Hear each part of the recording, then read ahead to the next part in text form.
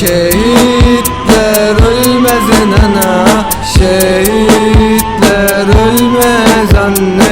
Şimdi sen de ağlama benim için anne. Ben şimdi kabristanda nana nana diye haykıra haykıra ağlamıyorum anne. Bir canım vardı onu da verdim şehadete. Ben şehidem nana, şehit kalmasın yerde. Kurban oldum vatana, şehit oldum Rabbime.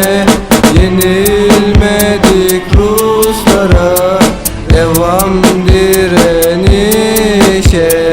Çeçenistan şehide toprak oldu anne. Ağlama sakın sen de, yalvarırım anne. Son isteğim size, sahip çıkın Çeçen'e. Emirdir herkese de koşmak şehadete. Şimdi katıldım ben de yiğitlerle direnişe. Ben ölmedim anne, koştum şehadete. Bağlıyım milletime, iman var yüreğimde.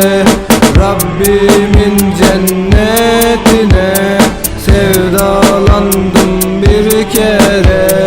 Bağlıyım Dudaya ve zor olmaz mücahide. Kazanmak zaferlerle sesim zulmedene. Şehadet rütbesine ulaşmak dileğiyle dua ettim her gece Allah'ın izniyle. Unutmayın Çeçenistan'ı, bilin ki bekliyor dualarınızı.